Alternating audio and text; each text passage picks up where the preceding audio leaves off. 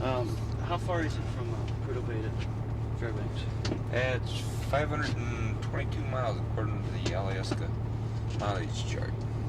And what do you, when you're pulling with a load, what do you usually put some time? Well, loaded going up generally takes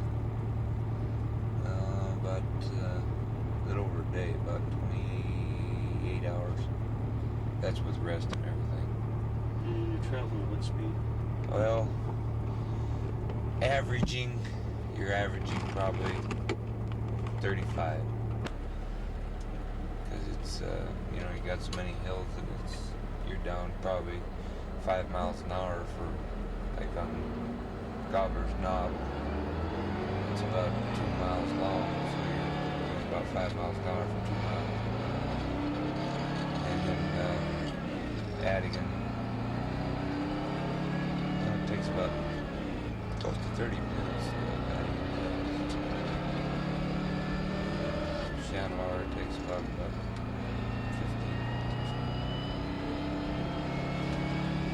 minutes. What kind of things have you run into on this particular trip? Oh, flat tires, lots of them. Rocks knocking air lines off, and then just little stuff. Really, this has been a pretty good trip. How many flats have you had? Well, up to now, it makes 5. I've got 5, and I've still got about 200 miles to go. Do you know any of the shop rates as far as how much it costs to get your flats fixed? Well, I don't know what it is right now, but it used to be, I think around, it was around $80 a tire.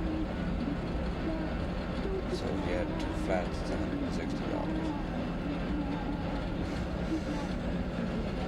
Go ahead, take a gulp of your coffee if you want. What does that compare to as far as Fairbanks prices?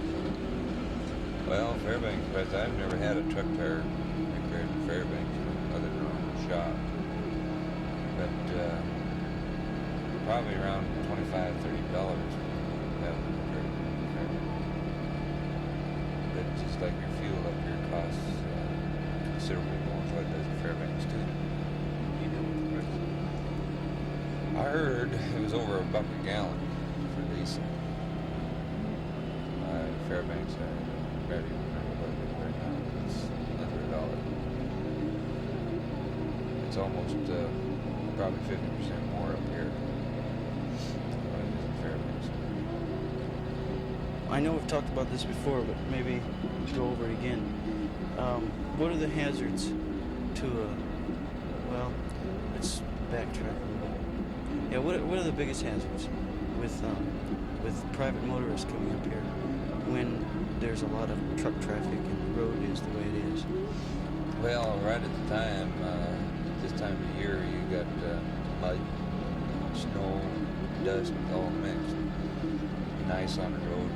Depending, like this trip has been pretty good, but last trip there was ice on Adigan Pass. It snowed all the way from Pump 4 to 5 Mile. Beaver Slide was mucky. It had about 8 inches of snow on it combined. And mud part way, snow the rest of the way. But for hazard for public use, I'd say dust would be the biggest problem. Because you get 2 trucks pass and that dust would probably last for quite some time around the road if the wind ain't moving. And a car come out of that dust, liable to be looking at a radiator KW. And then on the snow and ice, this is the idea of wearing chains. You'll find that even around the populated areas that people don't wear chains. And they'll get themselves in trouble, and up here they're going to be in trouble continually. And the mud, it gets deep. Trucks will ice enter here and there, so you know that a private vehicle, a car, a pickup ain't going to make it. That's just a 4-wheel drive. And wintertime, ice and snow, going to get a lot of people hurt. That's my feelings. What about the animals? Just why don't you run over what animals you see on an average trip? Just go right on down, and then we'll, how about a bear story? Okay, well, on this trip, first I seen black bear, 5 mile, and one of the POL men was telling me that the day before I talked to him, the bear had come up and knocked the window out of the POL shack while they were in it, and he's looking for food because he's been fed there in camp from the time he was a cub. And then I seen another black on the road. He wouldn't even get off the road because he was looking for something to eat. I seen a grizzly on the road. He wanted to get in the truck with me. And then I seen another grizzly up at Channel Arc Camp. He'd been there tearing windows out of trucks and pickups, trying to get food. And we seen some ptarmigan. And this trip I never seen any fox, but generally I see 2 or 3 fox. We've seen some wolves, and they came right up to the truck looking for food. And this is all dangerous, very dangerous. The fact is, some of the blacks down here around 5 mile, they open the doors on the trucks. You got to keep them locked when you're asleep, or they'll get right in here with you. That is very hazardous, and I don't believe in feeding the animals myself. I won't give them a peanut. Are there truckers that do? Oh, I believe there is quite a few of them that do, and just like the wolves and the foxes and everything that you see on the road, if they come up to a truck, you know that somebody's got to be feeding, or they wouldn't be coming that close to humans as far as that goes.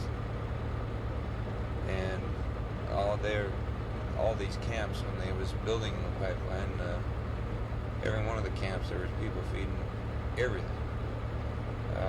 Regardless of what it was, they made pets out of foxes and everything else. And I believe it was I don't remember what camp it was, but one gal had a black bear she kept right in her room, raised from a cub. And they finally made her take it out when they found out it was in there. I believe that was a 5 mile.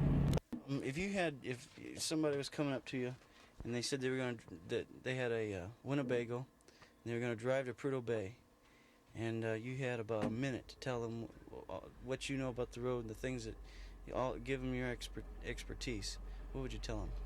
Not to go. Number one, because there is no services. There's no services on this road for private vehicles.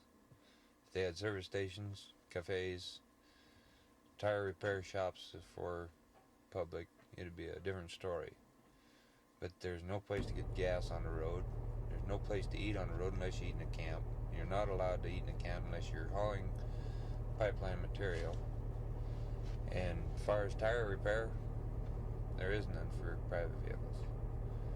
And no way are they going to make it from Fairbanks to Prudhoe Bay without gas, unless they're carrying a lot of extra. What if, say I'm dead set on it. I'm gonna go. I've got all the gas I need. I've taken into account everything. Got a couple, 3 spare tires. What would you do to tell them or sway them after that?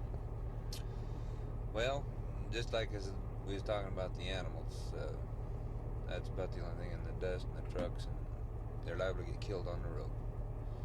Because, depending upon the year, like in the summertime, it'd be dust. It'd get somebody killed.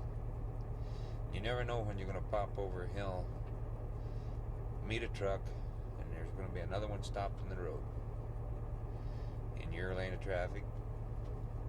And the best way you can do is either just stop until the dust clears, or run into the back of the truck. And meeting 2 trucks, sometimes the dust don't bother a trucker because he's sitting quite a bit higher than a private vehicle.